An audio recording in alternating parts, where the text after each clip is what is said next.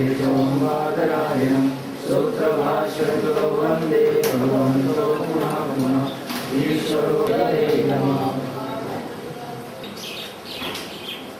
गुणं करुणावतारं संसारसारं भुजगेन्द्रं सदा वसन्तं हृदयारविन्दे भवं भवानी सहितं नमामि।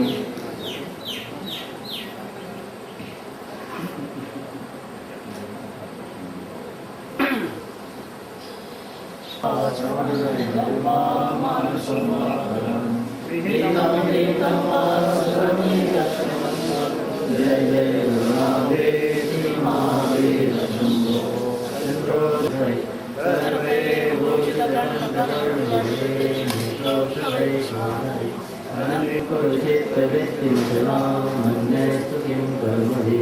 हरि ओम तत्पुरुषाय विद्महे महादेवाय धीमहि तन्नो रुद्रः प्रचोदयात्।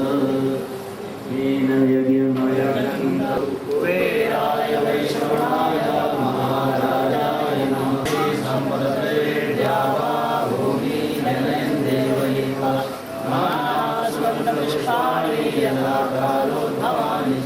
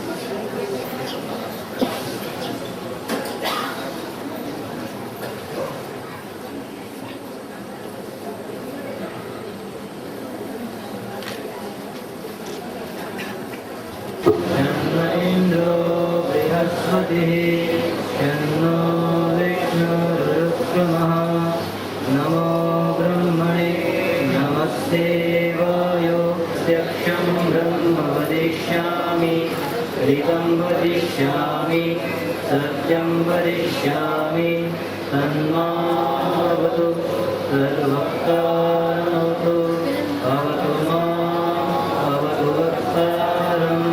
ॐ शान्ति शान्ति शान्ति। अवीर्यं बलवाने तेजस्वी नावधीतमस्तु मा विद्विषावहै। ॐ शान्ति शान्ति शान्ति। शवो विश्वरूपः ब्रह्मो व्योमं प्रदातं बभूव समेन्द्रो मेधया धियो अमृतस्य देवदारणो भूयात् शरीरं मे यक्षं युवा मे मधुमत्तं शुभं ब्रह्मणा कोशोच मेधया गीतं शान्तिः।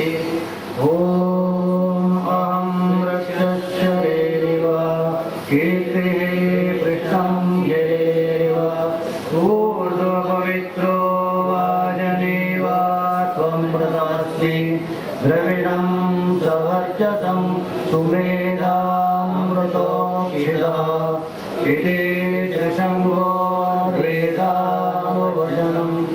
ॐ शान्ति शान्ति शान्तिः। ॐ पूर्णमदः पूर्णमिदं पूर्णात् पूर्णादाय पूर्णमेवावशिष्यते। ॐ शान्ति शान्ति।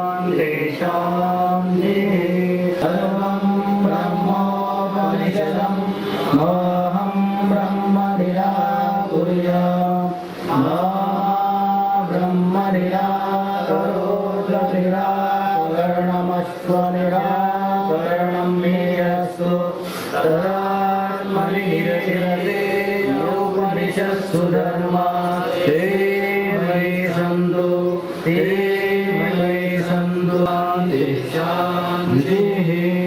ॐ मे मनसि प्रतिष्ठिता मनो मे वाचि प्रतिष्ठिता श्रुतं मे मातासि दशेन वेदेन वदिष्यामि सत्यं वदिष्यामि तन्मामवतु तद्वक्तारमवतु अवतु माम् अवतु वक्तारम् अवतु वक्तारम् भद्रन्नो विवादय मनः।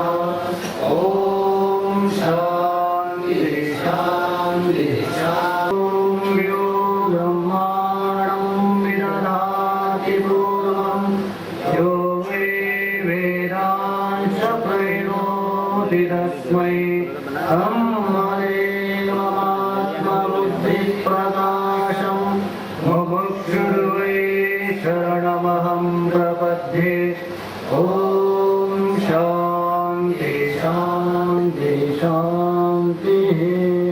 ॐ नारायणं वाग्मभवं वसिष्ठं शक्तिं च तत्पुत्रपराशरं च व्यासं शुकं गौडपदं महान्तं गोविन्दयोगीन्द्रमतास्य शिष्यं श्रीशङ्कराचार्यमतास्य पद्मपादं च हस्तामलकं च शिष्यं तं कोटकं वार्तिककारमन्या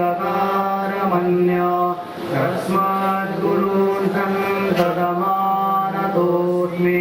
श्रुते स्मृते पुराणानाम् आलयं करुणालयं नमामि भगवत्पादं शङ्करं लोकशङ्करं शङ्करं शङ्कराचार्यं केशवं बादरायणं सूत्रभाष्याकृतो वन्दे भगवन्तौ पुनः पुनः। ईश्वरो गुरुरात्मेति मूर्तिभेदविभागिने व्योमवद्व्याप्तदेहाय दक्षिणामूर्तये नमः। ॐ शान्ति शान्ति शान्तिः। ऐसे परम पूज्य प्रातस्मरणीय ब्रह्मदेव महाराज जी के चरणों में मेरा कोटि का वंदन। परम पूज्य प्रातस्मरणीय ब्रह्मदेव गुरु जी महाराज के चरणों में मेरा कोटि का वंदन। मंच पर विराजमान सभी मंडलेश्वर वृंद एवं विद्वत वृंद सभी के चरणों में मेरा प्रणाम। आत्मस्वरूप यतिवृंद, भक्तिमती माताओं एवं सज्जनों, आज इस त्रिदिवसीय निर्वाण महोत्सव का द्वितीय दिन है, प्रथम सत्र। महाराज जी अगर बोलते थे कि हम लोग जगत में रहते हैं तो निरंतर जगत की बातें सुनते हैं, ग्राम कथा सुनते हैं। वो जो संस्कार पढ़ते हैं ग्राम कथा के, जगत की बातों के, तो उनका विघात, उनका नाश केवल सत्संग से ही हो सकता है। क्योंकि आप जाएंगे सत्संग में तो वहाँ आपको निरंतर आत्मा की, परमात्मा की, ईश्वर की कथाएं मिलेंगी। संसार में क्या दोष है, विश्व में क्या दोष है, यही सुनने को मिलेगा। इसीलिए सत्संग का महत्व है। तो महाराष्ट्र की जो परंपरा थी निरंतर सत्संग करने का, स्वाध्याय का, उसी के अनुरूप यह कार्यक्रम हो रहा है। तो आज का विषय है, आप सभी जानते हैं, आत्मा वाले द्रष्टव्य, ये वाक्य है उपनिषद का। तो इस विषय में सभी संत लोग अपने अपने अनुसार प्रकाश डालेंगे।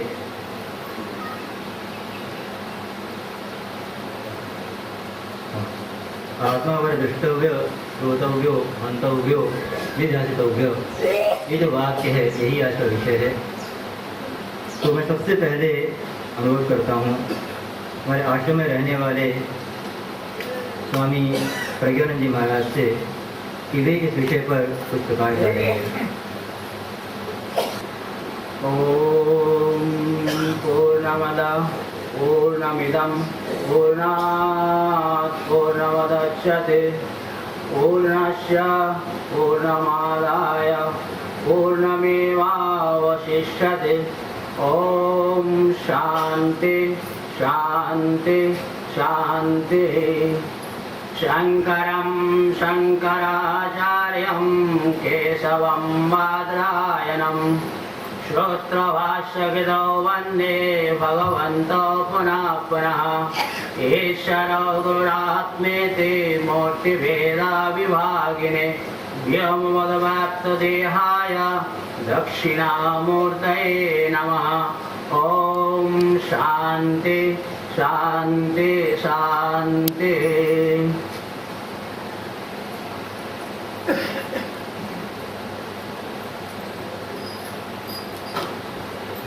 सृष्टि के कण कण में विराजमान भगवान ओंकारेश्वर ममलेश्वर एवं मां नर्मदा के स्मरण करते हुए परम पूज्य ब्रह्मलीन श्री महाराज जी के चरण में वंदन करते हुए और परम पूज्य ब्रह्मलीन गुरु जी महाराज के वंदन करते हुए मंचस्थ सभी महापुरुष चरण का वंदन करते हुए पूज्य संत चरण उपस्थित भक्त एवं श्रद्धामती माया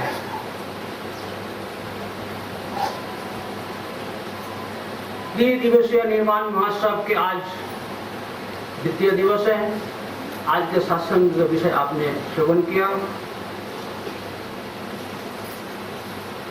कल आप लोगों ने श्रवण किया शरणागति क्या है, शरणागति कैसे होती है, और आज आप लोग के श्रवण करना है जिनके शरण में जाना है वो कैसे है, और जिसके शरण में हमको जाना है और रहते कहाँ हैं, उनके लक्षण क्या है, उसके आकार क्या है, उसके रूप रंग कैसे है, मतलब हमको पता चले जिनके शरण में हम जाए उनके रूप कैसे, उसके गुण क्या है, वो जो आत्मा है और परमात्मा है वो आज के विषय है। वेदांत पुण्य का प्रसंग है मैत्री ब्राह्मण का। याज्ञवल्क्य ऋषि का दो पत्नी थे, एक कात्यायनी और एक मैत्री। ऋषि जी को अंतिम समय संन्यास ग्रहण करना था। जब संन्यास ग्रहण करने के पूर्वे उनके पास जो स्थावर संपत्ति थी उस संपत्ति के बंटवारा करने के लिए अर्जुन को बुलाया।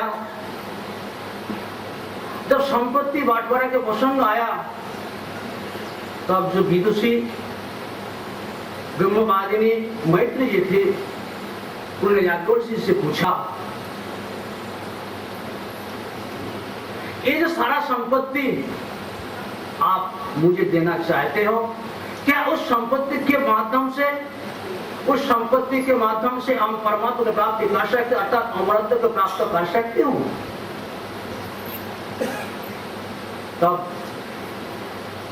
याज्ञवल्क्य जी ने कहा नहीं, ये जो संपत्ति है भौतिक संपत्ति है, इसके तरह भौतिक सुख सुविधा प्राप्त कर सकते हैं, उस अमरत्व की प्राप्त नहीं हो सकती।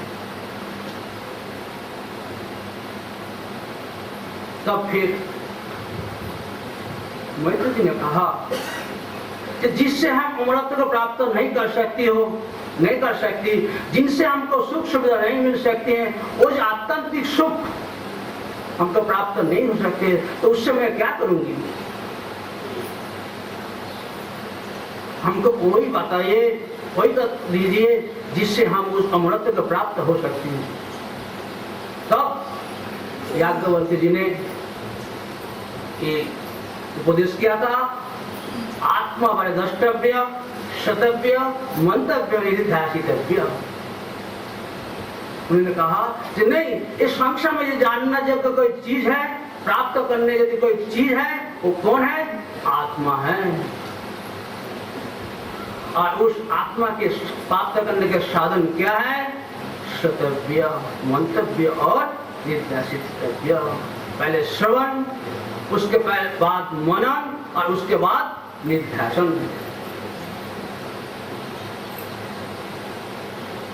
श्रवण आप सब जानते हैं, जो हम लोग सुन रहे हैं उस आत्म तत्व के बारे में जो श्रवण कर रहे हैं उसके नाम श्रवण। अर्थात इस श्रवण का तात्पर्य किसमें है? अद्वैत ब्रह्म में है।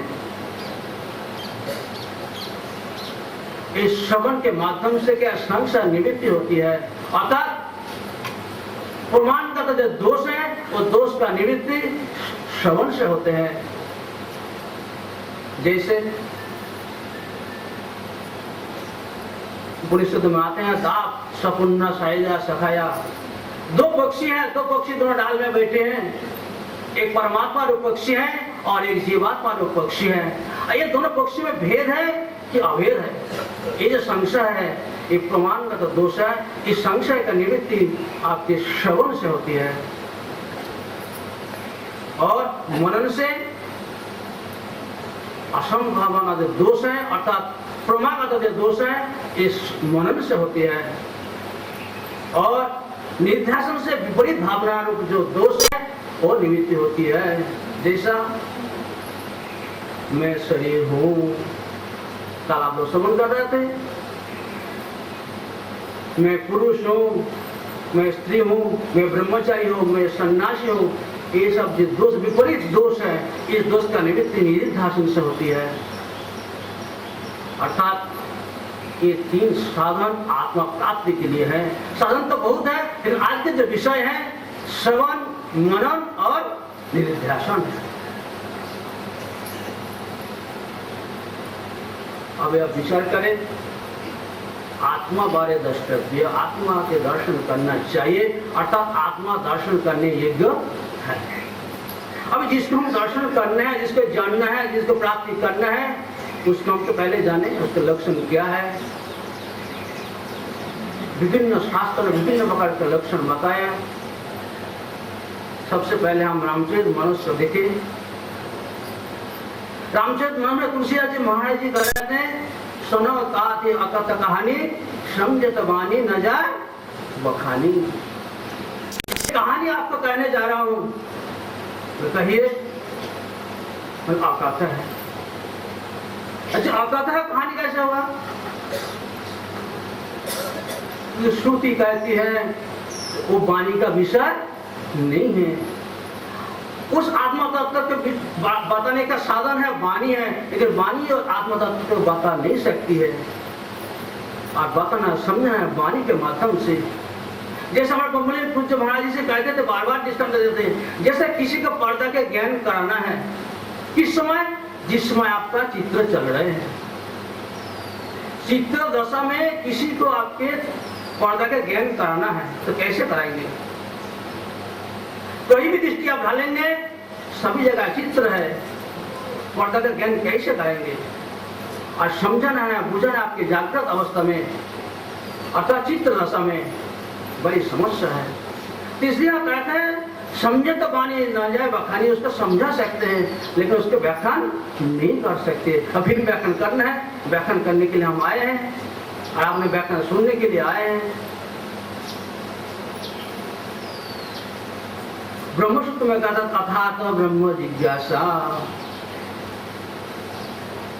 उस ब्रह्मा पे जिज्ञासा करना चाहिए। अर्थात जिज्ञासा माने विचार करना चाहिए। और जिसको विचार करना पहले तो कुछ जाने। तो अगला सूत्र में उसका कह रहे हैं जन्माद्यस्य यतः, उस ब्रह्म का लक्षण बताइए क्या है? बोले जिससे इस संसार की सृष्टि होती है, जिससे पालन होते हैं, जिनसे संहार होते हैं, वो है ब्रह्म, वो है आत्मा, वो है परमात्मा। हमने पूछा ब्रह्म के लक्षण बताए, आपने कहा जिससे उत्पन्न होते हैं, जिससे पालन होते हैं, जिससे संहार होते हैं, वो आत्मा है। आप क्या समझे? तो समझ में आई बात? जैसे किसी ने आपसे पूछे महाराज हमको बिजली दिखाइएगा तो बिजली समझाइए।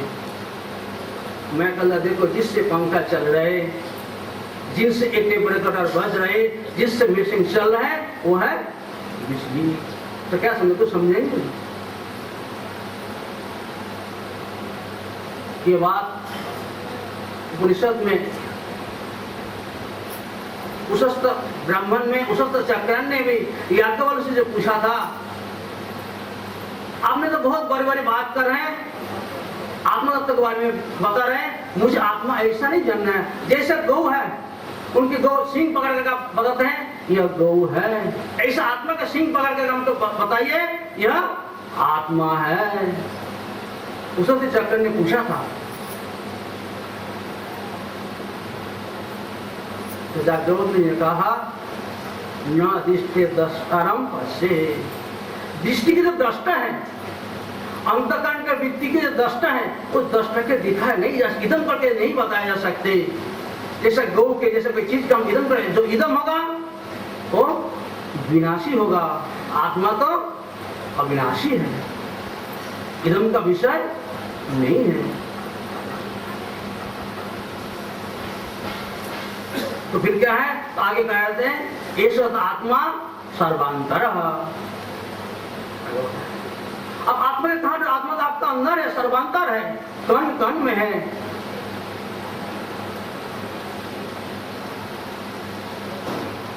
और आप इसी प्रकार गीता में देखिए, गीता में भी 13वें अध्याय में बातें हैं, ज्ञेयं यत् प्रवक्ष्यामि यद् ज्ञात्वा अमृता अश्नुते अनादिमत् परब्रह्म न सत् न असत् उच्यते। बताओ, भगवान ने कहा कि मैं तुमको तत्व बताऊंगा जिसके जान करके तुम अमृतत्व प्राप्त करेंगे। अब बताओ उसको कैसा लक्षण है, तो न सत है न असत है। बताओ, आत्मा न सत है न असत है। अब उसमें तो कुछ बताना पड़ेगा ना।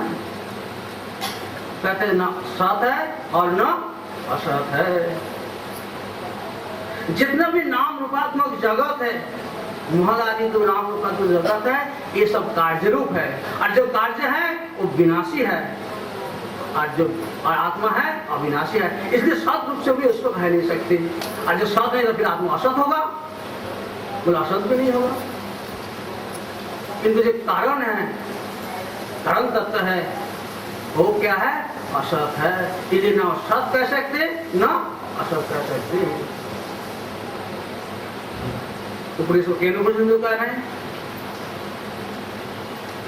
अन्न के मतलब विदितात् अविदितात् अधि, वो विदित से अन्न है, जो विदित होगा वो विनाशी होगा। इसलिए आत्मा विदित नहीं हो सकते, और जब विदित नहीं तो अविदित होगा, पर अविदित से भी हो पड़े हैं। ऐसा जो आत्मा है, इस आत्मा तत्व को हम लोग को प्राप्ति करना है, ये आत्मा की जिनको उपदेश कर रहा है। तो फिर क्या है, कुछ तो बताओ आत्मा के लक्षण क्या है। तो कहते हैं स्थूल सूक्ष्म कारण शरीराद व्यतिरिक्त अवस्था तय साक्षी पंचकोश अतीत सच्चिद आनंद सर्वमय आत्मा। आत्मा का लक्षण क्या हुआ, स्थूल शरीर सूक्ष्म शरीर कारण शरीर से अतिरिक्त। एक स्थूल शरीर है, आप देख रहे हैं, पंचकृत पंच महाभूत के द्वारा, और जो इस कर्मजन्य सुख दुख का आयतन है, भोगायतन है, और जिसमें अस्थि जायते वर्धते विपरिणमते अपक्षेत व्यस्यति, 6 विकार है, उसके नाम है स्थूल शरीर। स्थूल शरीर भी आत्मा नहीं है, ये विकारी है, आत्मा विकारी नहीं है। कारण शरीर ये 17 तत्व है, पंच ज्ञानेंद्रिय पंच कर्मेंद्रिय मन और बुद्धि, ये भी आत्मा नहीं है, इससे भी परे है। कारण शरीर जो अविद्या है, स्वरूप का जो अविद्या है, स्वरूप का जो अज्ञान है, इसका नाम अविद्या है, ये भी आपका आत्मा नहीं हो सकते। तो फिर आत्मा अवस्था तय साक्षी, 3 अवस्था होती है, जागृत, स्वप्न और सुषुप्ति। जागृत अवस्था भी आत्मा नहीं हो सकती है, स्वप्न भी नहीं हो सकते, सुषुप्ति भी आत्मा नहीं हो सकती है। तो फिर और आगे चले पंचकोश, 5 कोश है, 5 कोश में इस शरीर में 5 कोठरी है। सबसे पहले अन्नमय, अन्न से जो उत्पन्न है इसको बोलते हैं अन्नमय कोश। ये अन्नमय कोश तो नष्ट हो जाता है, आत्मा को विनाश तो प्राप्त नहीं होता है, इसलिए अन्नमय कोश की आत्मा नहीं हो सकती। और फिर प्राणमय, पंच प्राण और पंच कर्मेंद्रिय, ये भी आपका आत्मा नहीं हो सकती। मनोमय, मन और पंच ज्ञानेंद्रिय, ये भी आपका आत्मा नहीं हो सकती है। फिर विज्ञानमय, ये भी आपका आत्मा। फिर अंतिम आनंदमय, जो आनंद है, प्रिय मृद और प्रमोद, जो आनंदमय कोश है, वो भी आपका आत्मा नहीं हो सकती है। तो फिर आत्मा का लक्षण सत, चित, आनंद है। आत्मा सत है, वह चित है और आनंद है। इसके आगे बोल ही नहीं सकते हैं, इदम करके आत्मा को बता नहीं सकती। आत्मा सत है, सत मतलब काला पर संबंध कर रहते हैं, ये तीनों काल में एक रहते हैं। वर्तमान, भूत और भविष्य तीनों काल में जो एक रहता है, जो कोई विकार के प्राप्त नहीं होते हैं, उसके नाम सत है। आत्मा पहले था, अभी है, बाद में भी रहेगी। इसलिए आत्मा कैसे है? वो सत है। चित स्वयं प्रकाश है, वो जड़ नहीं है, चित स्वरूप, चेतन स्वरूप है, इसलिए आत्मा चित स्वरूप है। और आत्मा कैसे है? आनंद स्वरूप है। सचित आनंद स्वरूप जो आत्मा है, इस आत्म तत्व को प्राप्ति करने से बाद मैत्री जी कह रहे हैं तुम अमरत्व को प्राप्त कर सकती हो। और इसी आत्मा को प्राप्ति करना है, ऐसा कह करके मैत्री जी ने जागृत मैत्री को उपदेश दिया है। और इस आत्मा तत्व के बारे में आप लोग और बड़े बड़े सब विद्वान आए हुए हैं, आप श्रवण करेंगे। इतना ही कह करके मैं अपना वाणी को विराम देता हूँ। हरिओम तत्सत्, हरिओम तत्सत्। स्वामी जी ने हमको बताया कि जिससे संसार की उत्पत्ति, अपना स्वरूप कैसा है, तो बताया सत है, चित है, आनंद है। और ये 5 कोश है हमारे शरीर, मन, बुद्धि आदि। जब इनसे अपने को अलग करेंगे, विवेक करेंगे विचार के द्वारा, तभी हम वो अपनी आत्मा है उसका ज्ञान प्राप्त कर सकते हैं। और इसके आगे हमारे आश्रम के ही जो पुराने संत हैं, स्वामी किशोर चंद्र जी महाराज, उनसे निवेदन करता हूँ कि वे भी विषय में कुछ कहेंगे।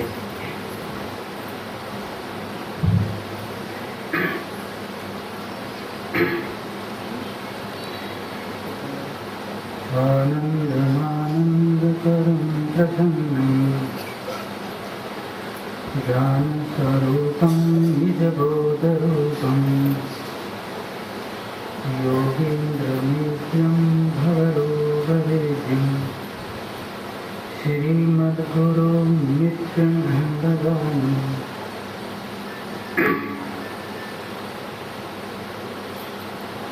सर्वप्रथम में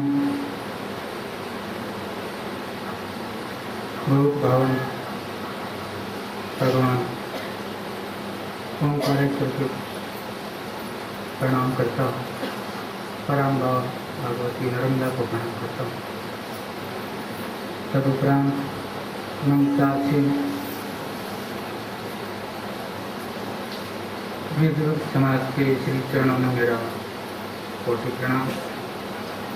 समुपस्थित तपोमूर्ति संत समाज को प्रणाम। उपस्थित श्रद्धा एवं भक्ति रूपा माताओं, सत्संग परायण सज्जनों,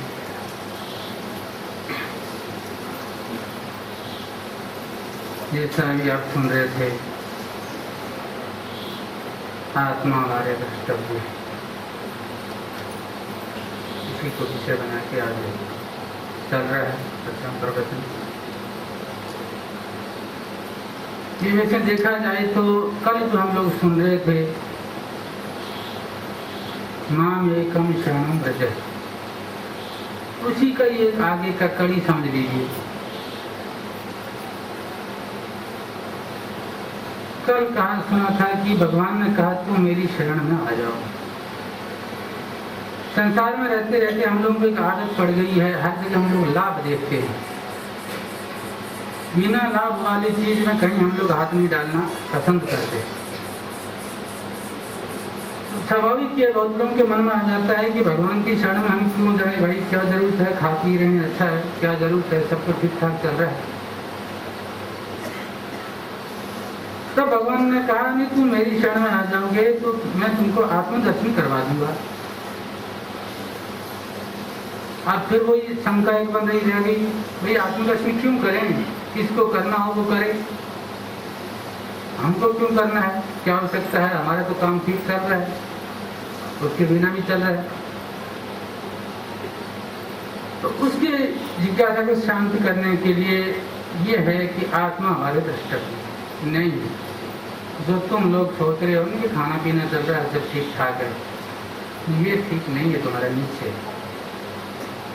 ये आत्मा ही जानने योग्य है, इसी को ही जानना चाहिए, मुख्य कर्तव्य यही है। उसी को लेके ये जो बृहदारण्यक उपनिषद में आख्यायिका शुरू हुई थी, जब मैत्रेयी ने याज्ञवल्क्य महाराज से पूछा कि महाराज आप जो हमको ये विपुल संपत्ति दे रहे हैं, क्या ये हमको अमर कर सकती है, हमेशा के लिए शांति प्रदान कर सकती है? क्या ये जो आप हमको ये धन संपत्ति दे रहे हैं, उस धन संपत्ति से हम बड़े बड़े यज्ञ भी कर लेंगे या दान भी कर देंगे, मान लो चलो ठीक है, उसको अनावश्यक उपभोग नहीं करेंगे, तो क्या वो यज्ञ और दान भी हमको अमर कर सकता है? कहा नहीं, अमर तो नहीं कर सकता। ठीक है, पुण्य होगा तो कोई कुछ लोगों में चले जाओगे, फिर आ जाओगे। बड़े बड़े जैसे धनवान लोग जैसे रहते हैं, श्रीमान लोग रहते हैं, इस प्रकार तुम भी रह जाओगे।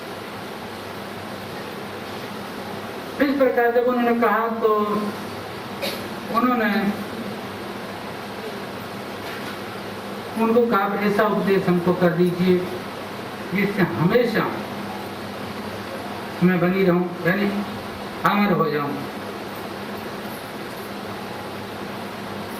तब उन्होंने कहा भाई देखो, अच्छा जो उन्होंने ये बात कहा तो बहुत से लोगों को ये मन में आ सकता है कि धन संपत्ति से आनंद तो मिलता ही है, बहुत से लोग यहाँ बैठे वो भी सुनते हों, अरे आनंद तो मिलता ही है, वो आनंद जितने दिन बना रहे कोई बात नहीं, जब नहीं मिलेगा तब देखा जाएगा।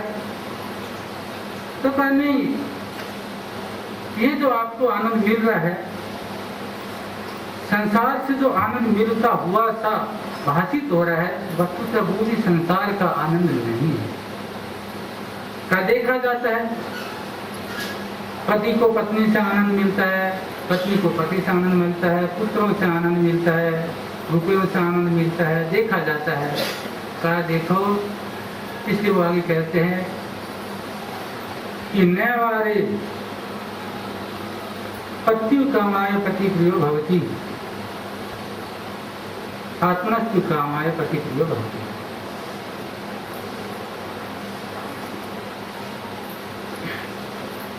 पति सोचता है कि मेरी पत्नी मेरे से बहुत प्रेम करती है, मेरे से बहुत प्रेम करती है, इसलिए मेरी बड़ी प्यारी है। तो कहा यह भ्रम निकाल देना चाहिए, पति को यह भ्रम निकाल देना चाहिए। वो बिल्कुल स्वार्थी है, अपना ही काम निकालने के लिए वो प्रेम करती है, यानी अपने आत्मा की तुष्टि के लिए ही वो प्रेम करती है। थोड़ा सा प्रतिकूलता हो जाए तो तलाक। इसलिए इस संसार में ये जो पति पत्नी का जो भ्रम है, इसी प्रकार आगे ये भी कह दिया है, कोई ये ना सोचे कि पति प्रेम करता है इसलिए कह दिया नहीं, नैवारे जायाय प्रियाय जाया प्रिय भवती आत्मस्तु कामाय जा प्रिय भवती। पत्नी की प्रसन्नता के लिए पति भी उससे प्रेम नहीं करता है, वो भी अपनी प्रसन्नता के लिए ही, अपनी तुष्टि के लिए ही उससे प्रेम करता है। इस प्रकार लंबा थोड़ा मंत्र है ये, बहुत सी वस्तुओं को गिनाया है। आगे ये भी कहा है कि कोई सोचते हम पुत्र की प्रसन्नता के लिए पुत्र से प्रेम करते हैं, ये भी भ्रम है, अपनी प्रसन्नता के लिए ही कर रहे हैं। भले कोई अन्य लालच हो, बुढ़ापे में जाके हम कोई ऐसा करेगा, हमारा नाम अमर करेगा, ऊंचा करेगा, भले करे ना करे वो अलग बात है, परंतु आशा इसी प्रकार की रहती है। इस प्रकार बहुत से गिना के अंतिम में कह दिया कि जो हमने गिनाया है उसके अलावा भी यदि कोई नहीं गिना पाए हम, तो भी समझें संसार में जितनी भी जो वस्तुएं है, उन वस्तुओं से यदि कोई प्रेम करता है तो उसके लिए नहीं करता, वो आत्मनस्तु कामाय, अपनी ही आत्मा की पुष्टि के लिए ही करता है। इसका मतलब ये हुआ कि आत्मा ही हमारे सबसे करीब की वस्तु है, उसी पर ही हमको भरोसा है। तो कितनी करीब की है वो तो जानने से पता लगेगा, परंतु इतना समझ लो कि संसार में जितनी वस्तुएं हैं उनसे सबसे नजदीक की वस्तु है, तो सबसे प्रिय वस्तु है तो वो आत्मा ही है। ये तो सिद्ध हो ही रहा है। तो कहा ये जो कई बार देखा जाता है, हम रसगुल्ला खाते हैं तो आपने कहा कि संसार में आनंद नहीं है, रसगुल्ला खाते हैं तो रसगुल्ला में आनंद आता है थोड़ी देर के लिए, तो भले थोड़ी देर के लिए आओ, आप कहते हैं कि नहीं आता। अरे कहा वो भी रसगुल्ले का आनंद नहीं है भाई, वो भी आत्मा का ही आनंद है। तो आत्मा का आनंद है तो रसगुल्ले के बिना भी आना चाहिए था, वो जो रसगुल्ले में आनंद आ रहा है। हाँ, रसगुल्ले के बिना भी आनंद आना चाहिए था, परंतु जरूरी नहीं है कि रसगुल्ले से भी सबको एक जैसा आनंद मिलता हो। ऐसी बात नहीं कि रसगुल्ले में आनंद होता तो सबको एक ही जैसा आनंद मिलना चाहिए था। क्या स्त्री से यदि आनंद मिलना होता तो स्त्री से भी एक ही जैसा आनंद मिलना चाहिए था? ऐसी बात तो नहीं होती है। किसी को तो रसगुल्ला बिल्कुल ही पसंद नहीं आता, थाली में नहीं देता, तो कहीं किसी को आनंद क्यों आता है? इसका समाधान है, हमारा जो ये मन है वो बिल्कुल ही बहिर्मुख है, आत्मा की तरफ देखता ही नहीं। इतना चंचल है, जिस वस्तु की उसके अंदर वासना होती है उसी को लेके लालच हो जाता है। अब रसगुल्ले की हमारे अंदर वासना है, रसगुल्ला हमारे सामने आया, परोस दिया, खाना शुरू किया, तो थोड़ी देर के लिए वो जो उसकी जो चंचलता थी वो शांत हो गई। थोड़ी देर के लिए उसकी चंचलता शांत होगी, क्योंकि विषय हमारे सामने आ गया ना। तो वो चंचलता जैसे ही शांत हुई, वैसे ही जो आत्मा का जो आनंद है उसकी थोड़ी सी झलक पड़ गई। जो शास्त्रों में जगह जगह कहा है, हृदय गुहा में जो छुपा हुआ है आत्मा, अभी वो बिल्कुल ढका हुआ है हमारी वासनाओं से, मन की चंचलता से। वो जैसे अपने कई बार देखते हैं पानी हिलता रहता है तो पानी के तल में पड़ी हुई वस्तु दिखती नहीं है, वो जब पानी शांत हो जाता है तो तल में पड़ी हुई वस्तु दिखाई देने लग जाती है। इसी प्रकार जो आत्मा का जो लक्षण है सच्चिदानंद, आनंद जो लक्षण है उसका, वो हमारे अंदर भरा पड़ा ठसाठस, अन्य के घुसने की जगह ही नहीं, परंतु इतना ही है कि वो वासनाओं से आवृत है। और जो विषय हमारे सामने प्रकट होता है तो वो थोड़ी देर के लिए चित्त शांत होता है, शांत होने से वो आनंद हमारे सामने थोड़ा प्रकट हो जाता है। इतना ही है और कुछ नहीं है। संसार के सभी विषयों में आप इसी प्रकार से समझ लेना, चाहे वो किसी भी विषय सुख हो। तो इससे सिद्ध हो रहा है कि आनंद का जो स्थान है वो एक आत्मा ही है। इसलिए आप देखना संसार का प्रत्येक जीव जाने अनजाने में ही उसी की खोज में रहता है। चाहे वो उसके लक्षण जानता नहीं आत्मा का, ये नहीं जानता कि आत्मा सच्चिदानंद स्वरूप है, परंतु उसकी खोज में रहता है। आप संसार के किसी व्यक्ति को पूछो भैया क्या चाहता है तू, तो वो कहेगा कि मैं तो आनंद चाहता हूँ, किसी से मिले आनंद, सुखी रहना चाहता हूँ। अब उसको आप पूछो कि थोड़ी देर के लिए यदि आपको सुखी रख के बाद में वो आपका शरीर से हटा दिया जाए जो सुख देने वाला है, तो वो तैयार नहीं होगा। तो कहेगा नहीं भाई, मैं ऐसा चाहता हूँ जो वो सुख बना रहे हमेशा। चलो ठीक है, आपके सामने वो विषय भी प्रकट कर देंगे, परंतु उससे आपको मूर्छित कर देंगे। हम लोग एक ऐसा इंजेक्शन लगा देंगे जिससे आप मूर्छित हो जाएंगे, और फिर वो आपके सामने वो आपके पास में वो विषय रख देंगे, तो भी तैयार नहीं होगा। तो कहेगा नहीं, मूर्छित होगे नहीं, मैं होश में रह के उसका उपभोग करना चाहता हूँ।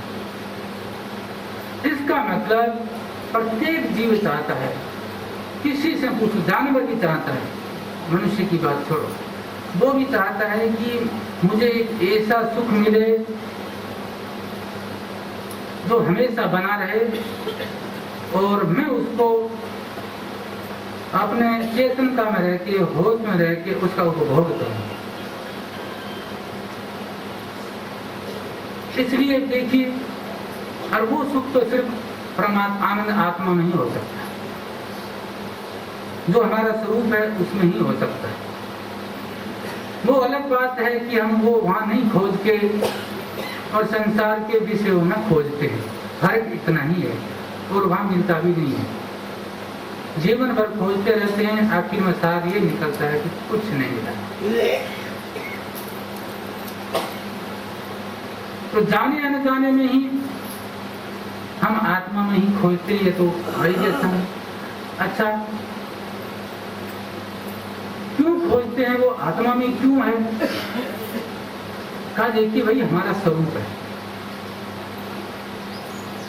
जब तक ये कोई भी अपने स्वरूप को प्राप्त नहीं कर लेता, तब तक उसकी गति का अवसान नहीं होता, वो बढ़ता ही जाता है, रुकता नहीं है। आप देखिए, लोग में भी देखते हैं,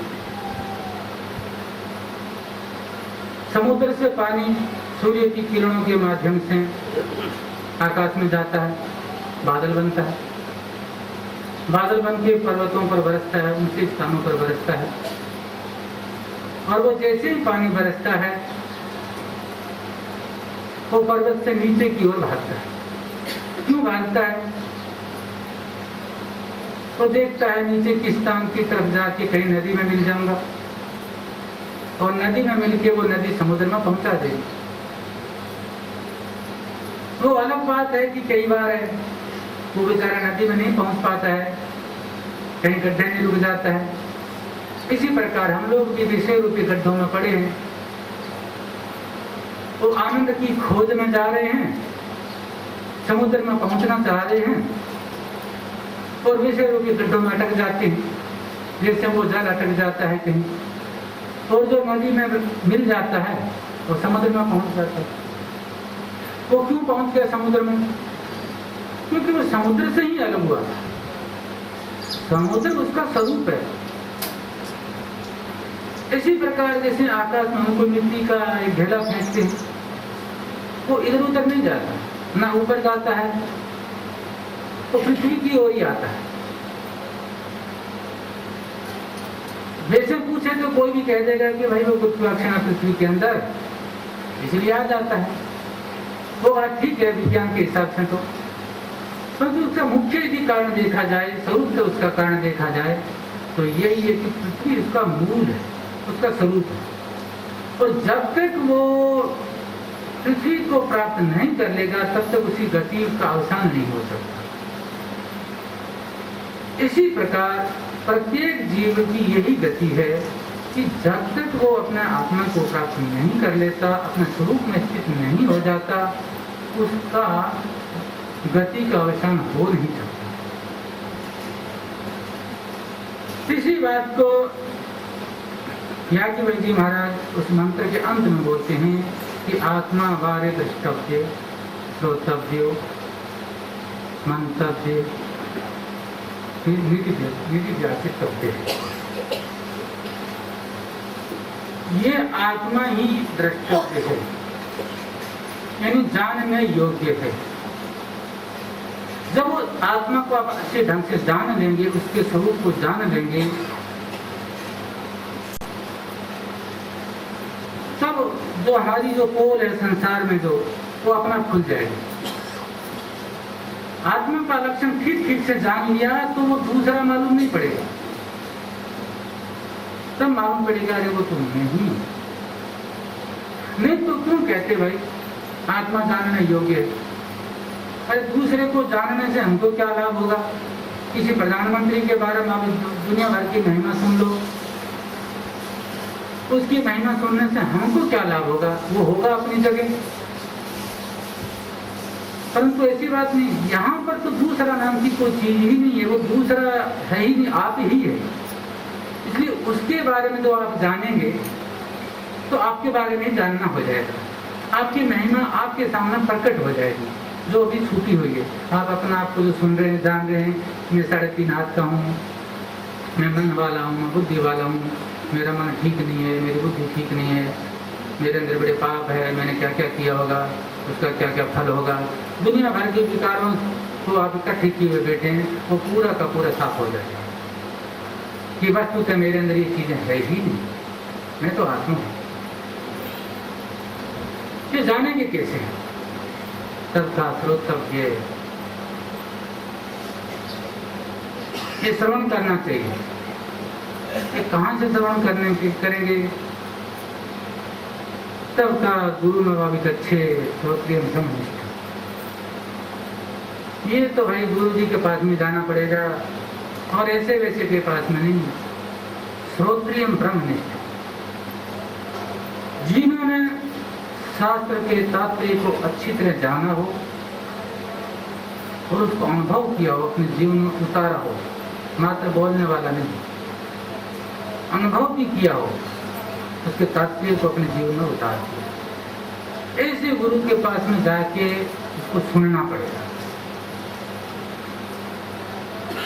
और सुन लिया, फिर हो गया काम, फुर्सत हो गई सुनने से तो उसका दर्शन हो ही जाएगा। का नहीं, सुनने से दर्शन नहीं होगा, मात्र सुनने से नहीं होगा, उसका मनन भी करना पड़ेगा। जो गुरु जी ने बताया था उसका मनन करना पड़ेगा, एकांत में बैठ के उसका तर्क के सहित यदि कोई शंका हो तो उसको निकालना पड़ेगा। गुरु जी के पास में जाके बुद्धिपूर्वक उसको निर्णय करना पड़ेगा। जो जो पढ़ा, ऐसा नहीं कि जैसा सुन लिया वैसा, ऐसा है तो ऐसा क्यों, ऐसा है तो ऐसा क्यों, इस प्रकार उसका मनन करना पड़ेगा। अच्छा जी, हमने मनन भी कर लिया, कोई शंका नहीं है, ठीक है, अब काम हो गया, क्योंकि बुद्धि तो तेज है ना, बुद्धि तेज है, समझ में आ गया बात, जैसा सुना वैसा समझ में आ गई बात। कहा नहीं, उसका निधिध्यासन भी करना पड़ेगा। निधिध्यासन कैसा करना पड़ेगा? जो आपने सुना है, जो मनन किया है, उसका अभ्यास करना पड़ेगा, बार बार उसका अभ्यास करना पड़ेगा, लंबे समय तक एकांत में बैठ के लंबे समय तक उसका अभ्यास करना पड़ेगा। जब इस प्रकार आप अभ्यास करेंगे तो वो आत्मा आपके सामने प्रकट हो जाएगा, जो आपका ही स्वरूप है। जब इस प्रकार वो प्रकट हो जाएगा तब क्या होगा? तब ये जो जगत आपको सत्य मालूम पड़ रहा है, जो बड़ा सार वाला मालूम पड़ रहा है, ये ऐसा लगेगा जैसे कोई अंधेरे में आपने रस्सी में कभी सर्प देखा था और आप बड़े डर गए थे, बड़े घबरा गए थे,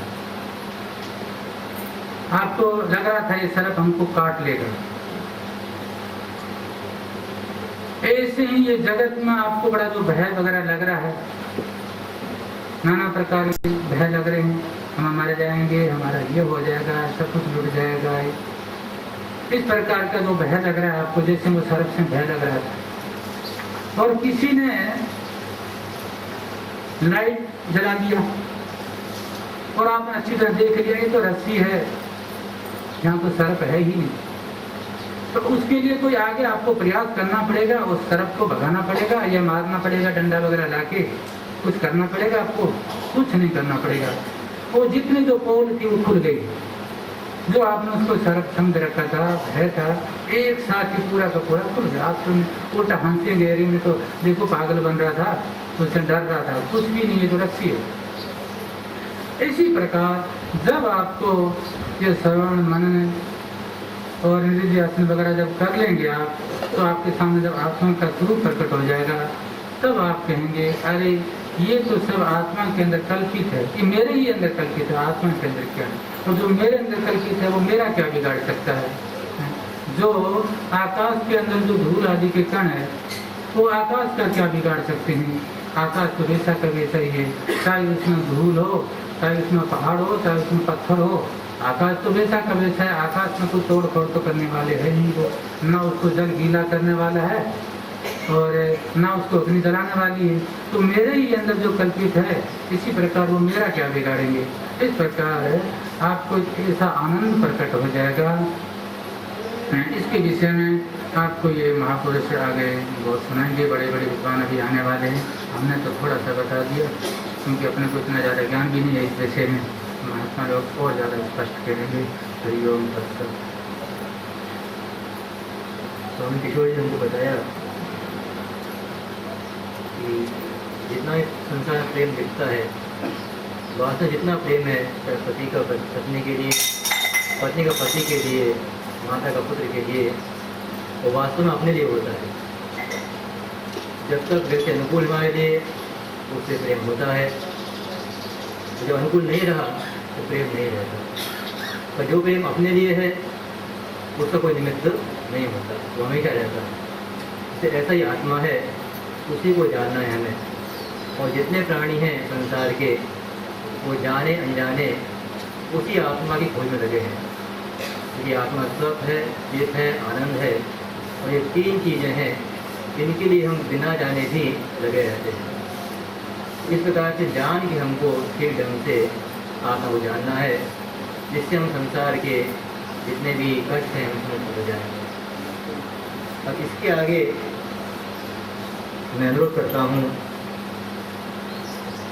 हमारे काशी से पधारे स्वामी ज्ञान चंद्र जी महाराज से कि वो यहाँ पधारें और हम सभी को इस विषय में कुछ संदेश देंगे, उपदेश देंगे। हरिओम।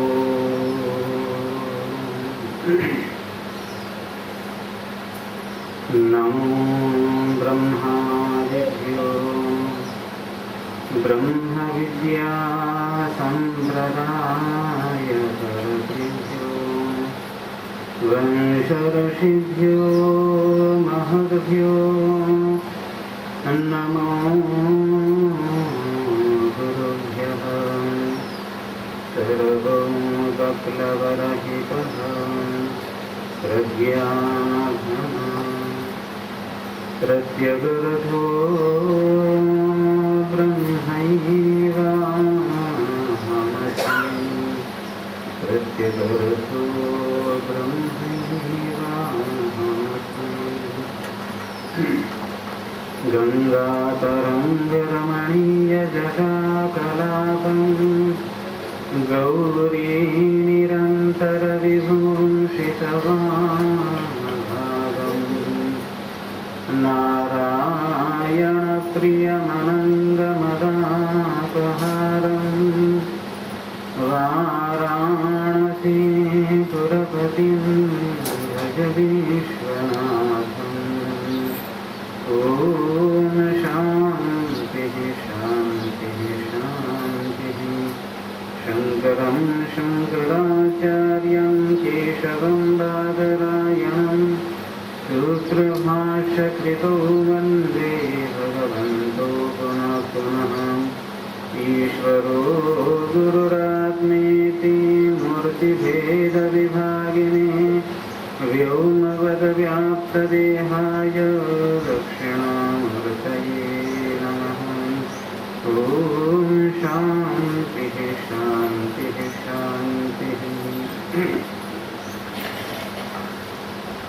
सच्चिदानंद स्वरूप परमात्मा श्री ओंकारेश्वर भगवान के चरणों में सर्वप्रथम नमन करते हुए परम पूज्य सदगुरुदेव के चरणों में नमन। मंचासीन विद्वत वृंद, इन सभी के चरणों में शत शत नमन। तपस्वी यहाँ पर नीचे बैठे हुए संत वृंद, इन सभी के चरणों में शत शत नमन। माँ नर्मदा के चरणों में भी शत शत नमन। आज का इस त्रिदिवसीय चतुर्थ निर्वाण के महोत्सव में आज दूसरा दिन है और इस दूसरे दिन में विषय रखा है आत्मा वारे द्रष्टव्य श्रोतव्य मंतव्य निधिध्यासितव्य। बड़ा ही सुंदर विषय है। कल जैसा सुंदर विषय था आज भी सुंदर विषय है। अभी इससे पहले आप लोगों ने सुनाई है कि ये मंत्र का उपदेश किसके लिए किया जा रहा था।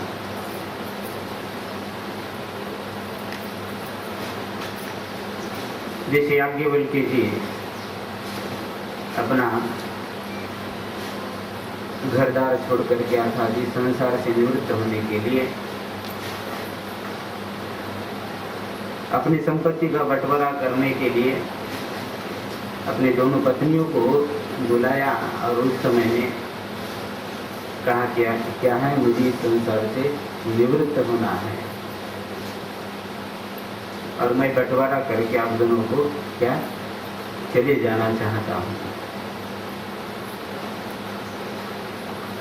उस समय मैत्री जी ने कहा था कि आप जिसकी खोज में निकले हैं अथवा जिसकी प्राप्ति के लिए जा रहे हैं उसकी प्राप्ति जो हमारे हिस्से में आने वाला जो कुछ धन है उस धन से हो सकती है क्या। तो याज्ञवल्क्य जी कहते हैं कि इसके द्वारा नहीं हो सकती, तो जिसके द्वारा हो सकती है वही हमको दे दीजिए। तब जाकर के यहाँ पर याज्ञवल्क्य जी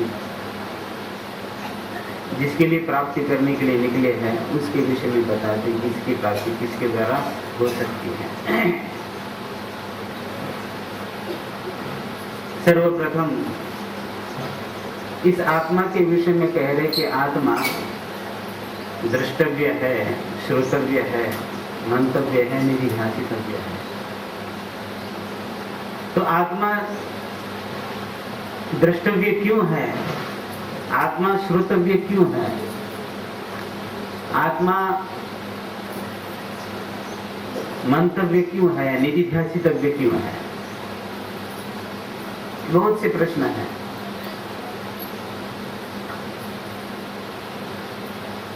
आत्मा इसलिए श्रोतव्य है क्योंकि आत्मा सबके लिए प्रिय है। वो अत्यंत प्रिय है। क्यों प्रिय है? पंचदशीकार से पहले ही प्रकरण में है उस आत्मा के विषय में अनुमान करते हैं, युक्ति के द्वारा समझाते हैं कि आत्मा क्यों प्रिय है। आत्मा परमानंद स्वरूप, क्यों? परम प्रेम पदत्वात्। आत्मा परमानंद स्वरूप है क्योंकि वो परम प्रेम का विषय है। परम प्रेम का विषय है, ये क्या है, हेतु रखा है। क्यों परम प्रेम का विषय है? वो परमानंद स्वरूप है। किसी तरह उसको आप लगा सकते हैं। वो आत्मा परमानंद स्वरूप है, परम प्रेम का विषय होने के कारण, और परम प्रेम और कहीं पर भी नहीं है। ऐसे कैसे हम मान ले कि आत्मा में ही परम प्रेम है? क्योंकि जो भी कुछ किया जाता है उस आत्मा के लिए ही किया जाता है। अर्थात हम जो आत्मा जिनको कहते हैं, जो भी हम करते हैं उस आत्मा के लिए ही करते हैं। अभी अभी सुनाया था कि क्या है, आत्मनस्तु कामाय सर्वं प्रियं भवति, पति कामाय पति प्रियं न भवति, आत्मनस्तु कामाय पति प्रियं भवति, पुत्र कामाय पुत्रं प्रियं न भवति, आत्मनस्तु कामाय पुत्रं प्रियं भवति। इस तरह का लंबा चौड़ा याज्ञवल्क्य जी ने क्या है उपदेश करते हुए अंत में कह दिया कि सर्वे कामाय सर्वं प्रियं न भवति, आत्मनस्तु कामाय सर्वं प्रियं भवति। अंत में कह दिया जो कुछ संसार में सबके लिए क्या है, सब प्रिय नहीं, सब कुछ हमारे लिए प्रिय है, अर्थात आत्मा के लिए प्रिय है। तो ऐसा क्या उस आत्मा में है कि जिसके कारण आत्मा अत्यंत प्रिय हो रहा है? क्योंकि आत्मा में विषमता नहीं है। जहां जहां विषमता आती है वहां पर वो हमें प्रिय नहीं होता है। जहां पर समता है, समरसता है, वहीं पर हमारा प्रेम होता है। और विचित्र बात यह है कि जिसमें विषमता है, जिसमें किसी प्रकार का एक दूसरे के साथ कोई मेल नहीं है, उसके साथ हमारा प्रेम है। ऐसा एक अनुमान दिया है, शब्दादि विषयः वेद्यः वैचित्र्यत्वात्। शब्दादि विषय क्या है? वेद्य है। क्यों? वो विचित्र है, अर्थात उसमें विचित्रत्व हेतु बैठा है। हम लोग व्यवहार में भी देखते हैं कि व्यक्ति बहुत विचित्र है। क्यों विचित्र है? इसका किसी के साथ कोई मेल ही नहीं है। तो जिसके अंदर विचित्रता है उसको कोई लोग पसंद करते नहीं। और ऐसे विचित्र शब्दादि विषय भी क्या है? उन शब्दादि विषयों का आपस में किसी प्रकार का कोई मेल नहीं है। यहाँ पर तो उस शब्दादि में वेद्यत्व सिद्ध करने के लिए वैचित्र्यत्व हेतु रखा है। ये तो ठीक है। शब्दादि विषय द्रष्टव्य, सर्वप्रथम द्रष्टव्य क्यों है? क्योंकि आत्मा सत चित आनंद स्वरूप है। आत्मा सत कैसे है? क्योंकि आत्मा त्रिकालाबाध्यत्व उस आत्मा में लक्षण बैठता है, इसलिए वो कैसा सत है। आत्मा सत है क्योंकि उसमें त्रिकालाबाध्यत्व लक्षण बैठता है। आत्मा चित स्वरूप है, अर्थात वो ज्ञान स्वरूप है। क्योंकि आत्मा क्या करता है? हमेशा प्रत्येक वस्तु का क्या करता है? प्रकाशन करता है। और आत्मा आनंद स्वरूप है, इसलिए क्या है? वो आत्मा क्या है? आत्मा दृष्टव्य है, आत्मा श्रोतव्य है, आत्मा मंतव्य है, आत्मा निधिध्यासितव्य है। और उस आत्मा के विषय में कहते हैं आत्मा द्रष्टव्य है। और द्रष्टव्य का अर्थ क्या है? क्या है? जानने योग्य है। क्योंकि वो जानने योग्य इसलिए है क्योंकि उसके अतिरिक्त संसार में कुछ है ही नहीं है। वही एकमात्र है जानने योग्य, क्योंकि उसके द्वारा हमें जो इस संसार चक्र में आना जाना हो रहा है वो कारण समाप्त हो जाता है जिसको जानने से। इसलिए क्या है? उस आत्मा को जानना है। आत्मा श्रोतव्य क्यों है? क्योंकि वो सुनने योग्य है, बाकी कुछ भी संसार में सुनने योग्य नहीं है। क्योंकि आत्मा को सुनने से हमारा दुख निवृत्त हो सकता है, अन्य को सुनने से हमारा दुख निवृत्त नहीं हो सकता है। और आत्मा मनन करने योग्य है, क्योंकि आत्मा का मनन करने से हम क्या है, उस आत्मा में स्थित हो सकते हैं। और आत्मा का निधिध्यासन क्यों करना है? क्योंकि आत्मा का जो निश्चय किया है श्रवण और मनन के द्वारा, उस श्रवण मनन के द्वारा जो हमने आत्मा के विषय में निश्चय किया है, उसमें हमारा दृढ़ निश्चय करने के लिए क्या है, निधिध्यासन करना चाहिए। और श्रुति में वैसे तो श्रोतव्य मंतव्य इसकी व्याख्या और अलग है।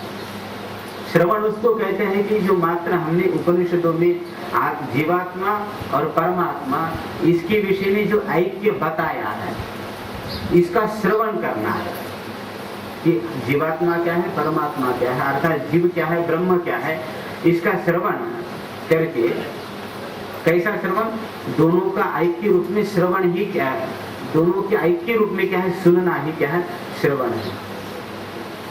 और मनन क्या है कि ये जो जीवात्मा और परमात्मा का जो ऐक्य है, ये ऐक्य किस प्रकार हो सकता है, उसको तर्क के द्वारा क्या है, निश्चित करना। ये दोनों में ऐक्य है तर्क के द्वारा, इसका नाम क्या है, मनन है। और निधिध्यासन क्या है कि अभी हमने जो पहले श्रवण किया था कि जीवात्मा और परमात्मा एक है, ये तर्क के द्वारा सिद्ध किया कि दोनों वास्तविक एक है। हाँ, ये जो श्रुति कह रही है कि जीवात्मा परमात्मा एक है, ये मनन के द्वारा, युक्ति के द्वारा जब हमने क्या है उसको सिद्ध किया, तो हम कहते कि जो पहले श्रवण किया था हमने उस आत्मा के विषय में कि जीवात्मा और परमात्मा एक है, ऐसा जो उपनिषद में कहा है वो वास्तविक सही है। ये जो हमें निश्चय होना, यही क्या है, निधिध्यासन है। तो उस आत्मा का श्रवण मनन निधिध्यासन इसलिए करना है क्योंकि उस आत्मा को श्रवण करने से, उस आत्मा को जानने से, आत्मा का मनन करने से, निधिध्यासन करने से जो याज्ञवल्क्य जी को जो परमानंद की प्राप्ति हुई है और अत्यंत के दुख की निवृत्ति हुई है, वो हमें भी प्राप्त होगी। इसलिए उस आत्मा के विषय में क्या है, श्रवण करना चाहिए, आत्मा के विषय में क्या है, जानना चाहिए, आत्मा के विषय में मनन करना चाहिए, आत्मा के विषय में क्या है, निधिध्यासन करना चाहिए। वो आत्मा ज्ञान स्वरूप है, क्यों? क्योंकि स्वयं प्रकाश होने के कारण। पंचदशी में कहते हैं आत्मा विवादास्पद आत्मा, अर्थात उसमें वहां पर अनुमान करते हैं कि आत्मा कैसा है, सम्यक है, क्यों? स्वयं प्रकाशत्वात्। आत्मा ज्ञान स्वरूप है क्योंकि स्वयं प्रकाश होने के कारण नहीं है, वो किसी को भी प्रकाशित नहीं कर सकती। जो सबको प्रकाशित कर सकता है, इसलिए क्या है, उसको जानना है, उसके विषय में श्रवण करना है, उसके विषय में मनन करना है, उसके विषय में क्या है, निधिध्यासन करना है। और वो आत्मा आनंद परमानंद स्वरूप है, इसलिए क्या है, उस आत्मा के विषय में क्या है, जानना है, आत्मा के विषय में श्रवण करना है, आत्मा के विषय में मनन करना है। आत्मा को जानने से हमें आनंद प्राप्त होगा और सबको आनंद ही इष्ट है, इसलिए आत्मा के विषय में क्या है, श्रवण करना चाहिए, आत्मा के विषय में क्या, मनन करना चाहिए, निधिध्यासन करना चाहिए और क्या है, उसको जानना चाहिए। ऐसा क्या है, याज्ञवल्क्य जी कहते हैं। तो आत्मा, उस आत्मा के विषय में इसलिए भी जानना है क्योंकि वो आत्मा सबके लिए एक रूप है। जैसे शब्दादि विषय सबके लिए एक रूप नहीं है, एक ही शब्द है, वो किसी को अच्छा लगता है और किसी को बुरा लगता है, किंतु आत्मा किसी को बुरा लगता है और किसी को क्या है, अच्छा लगता है, ऐसा नहीं है।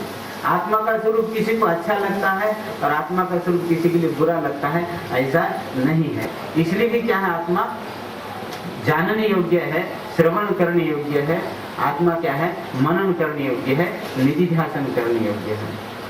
इन्हीं शब्दों के साथ में अपने शब्दों को विराम देता हूँ। शांति शांति।